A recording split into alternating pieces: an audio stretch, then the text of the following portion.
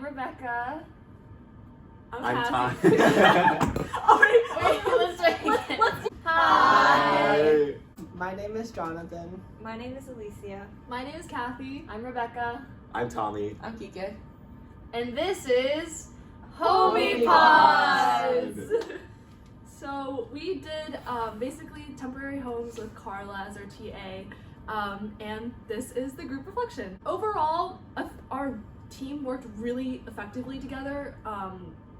We designated different roles and sub-teams within the project to make the work more manageable. So we covered that, like the breadth and the width. And so we had us divide into 3 teams where we focused on comfortness / hominess, thermal efficiency, and then also location / cost efficiency. And that way, like each of us got to go like kind of dive into like the research in each little different part, but also we covered an array of research, so that way it was more realistic in how like an actual temporary home would be built. And even when we had weaknesses in things like CAD, we all split the work into different pieces and then put it together in the final prototype. And as Alicia said, although we did struggle to build the house model accurately through CAD, we were able to help and guide each other on the different parts that needed to be assembled, and everybody was kind of willing to split up the difficult roles, which made it really achievable. Yeah, I feel like this team was really efficient because we were receptive to each other's ideas, especially like when somebody from a different group brings up a consideration that we have not thought about yet. And then adding on to that, the like sense of the community generated on this team, I think was like really good.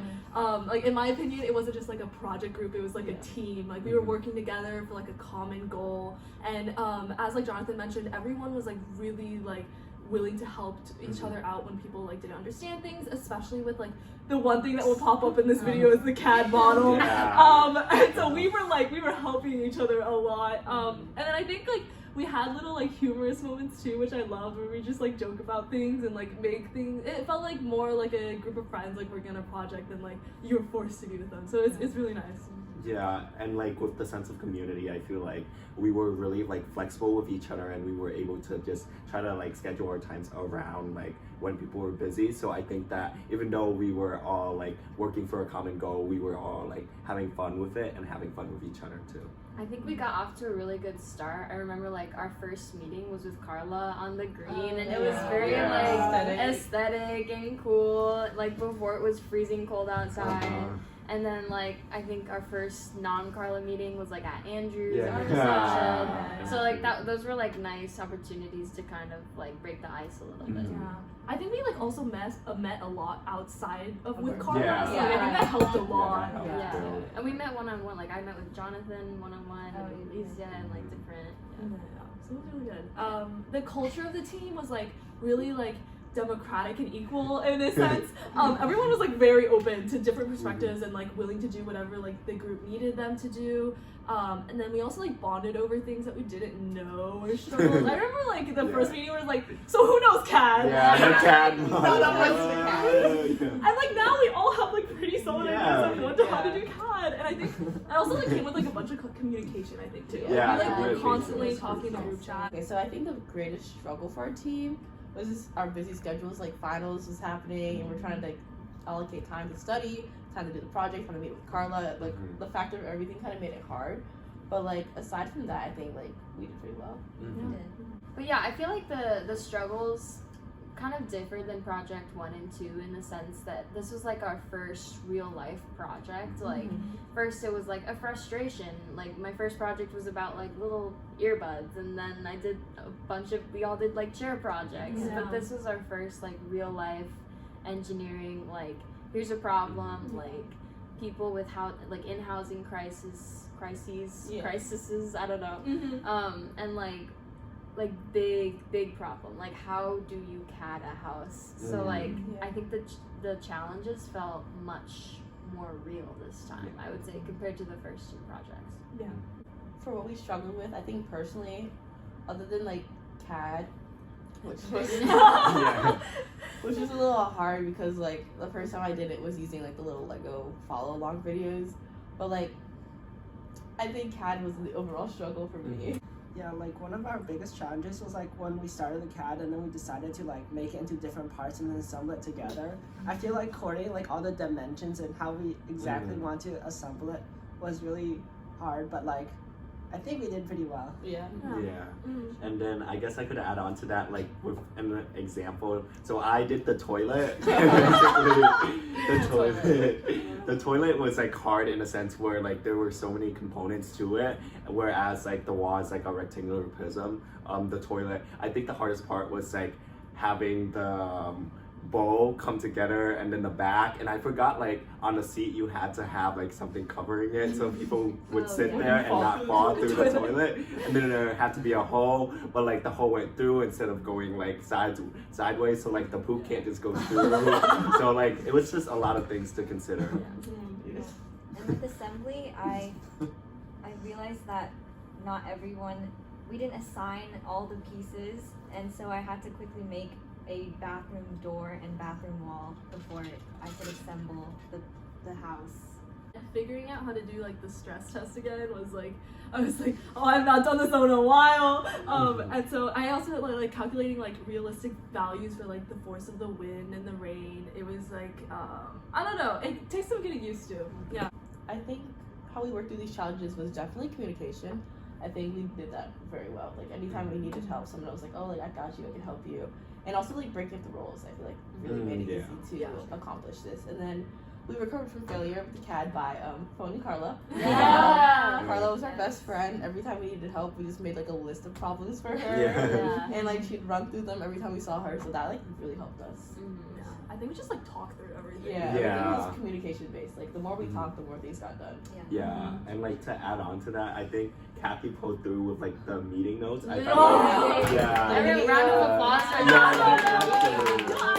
because like whenever I forgot Secretary something, I just I went know. through like I the was like, meeting oh, like, notes. what am I supposed to talk about by the So next meeting? Let me just I literally Yeah. talked about that in my individual reflection. I was like, Kathy's meeting notes? no, like literally pulled through secretary. Secretary. Speaking of Carla, some things that we learned from her, CAD, and also just sustainability in general. I think someone else might mention this later, but like she has a background in math and environmental science, which is just such a cool perspective on this project. And yeah, like how to scale things in CAD, how to extrude things, like basic CAD things that we had forgotten. Yeah, one thing I learned from her was like in the beginning, near the beginning of the project, where like she helped us like plan everything out on a giant sheet of paper. Yeah. Oh. Yeah, so like we have like a general idea of like the process, because before that I just like no idea what we're doing. On a like less academic note, I think like seeing like how passionate Carla was about like temporary homes, like something I like hadn't really like thought about before, and then just like seeing like so much research, and she doesn't even like not concentrating in engineering, and I think like she showed us like how like passionate you can be about something and like really fuel like your interest into a certain topic. I think it was pretty cool. Yeah. Our relationship with her, just in general, like I feel like she really comforted us when we got scared at a certain point. The first few weeks, I think we were all just like la da da, everything is fine, we're on top of it, and then we had that one like day with the white. Yeah, the do you white remember everything? I was and like, like you could feel the tension in the room, but she was like, guys, it's okay, like I'm here for you. But she also like challenged us, and she was like, so are your building materials waterproof? And we were like, so then now we have a waterproof building thanks to Carla. But yeah, just her empathy and kindness in general, and just super great relationship. And one detail to back up how kind she was to us was I remember I was working with you on the assembly of the house, and we had a problem, and we texted her, and she was just like, we can FaceTime, and yeah, that was really sweet. One thing I think we could have done better to take advantage of Carla's skills and mentoring, maybe like thinking of specific questions. Like I think we had some specific questions for her, like when we met up with her, but just having like more, because sometimes I think we were kind of clueless, and we just came to her Yeah. like, we don't know what to do. Help. Yeah. So maybe like narrowing down the questions so we could get like more specific advice, if that makes sense. It's like I've learned so much from her inside the classroom, but also like outside. I've learned that one, she's like the head TA, and she's also like not majoring in engineering, and I think that's like a really useful like specific detail to know about her, because if someone's really passionate about like a subject they're not majoring in, that just shows like their passions and what they truly want to do, especially with the homes too. And I think that for me, or like for everyone here, I think it's like beyond just learning about the projects. We can like learn about her experience at Brown, or her experience like not in engineering, but also the different aspects of like being the head TA, or like studying ATMA or environmental studies. The other things are like classes, since she's like a senior now, right? Yeah. So she has a lot of advice. And even when I was like coffee chatting with Mike, it was like go coffee chat with Carla, because she knows so much. Yeah. So that's very useful. The other things like I thought of was like careers and stuff, because since she's a senior, she like is looking past Brown. So I think that's very helpful. And I think her work on renewable energy is very like interesting, and I think that applies to like homes as well. So something to like think about as like after the project. So one specific example of something I learned from the team that I probably wouldn't have learned working alone would be the thermal insulation and the R values. I think, Jonathan, you helped me a lot with that. And personally, I found out more about like the layout of Providence and like public spaces, because like Tommy and Alicia did like location research, and I found out like more about like the surrounding area too. One specific example of something that the other team members learned from me that they probably wouldn't have learned working alone would be the door handle. Obviously, I think everyone is capable of learning how to do the door handle by themselves, but I think, yeah, I worked a lot on that, and that was So good. The door handle. one change our team could have made to make the way we work together better was maybe if we had used our meetings with Carla more productively, because she had like almost only like 1 hour each week, and I think we could have done more CAD with her, because that's what we were really struggling on. Yeah, and also like about the CAD, like when we first like said like do the CAD, I was like, what do I do? So yeah, I think it was like we should have like planned out maybe like the details of the CAD better at the beginning, and that would have like saved some time. What was your relationship with the team members during the project? So overall, I feel like we were all like really trusting of each other and like listening to each other's ideas, especially like when we had like discussions, or like when we were working together and like we were talking to people like working on different like groups. So I also really liked how we were able to like share like the burden of learning CAD and like creating the CAD model, because like unlike our previous projects, like none of us are like really proficient in CAD or Fusion 360.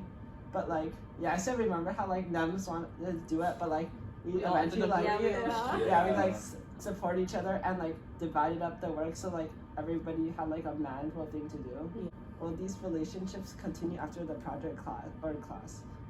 Yeah, we definitely like hope to stay in touch with each other, especially like if like we're taking like the same classes or like Engine 40. Yeah, we really worked well together, and yeah, like potentially like working on like a project together in the future would be really cool.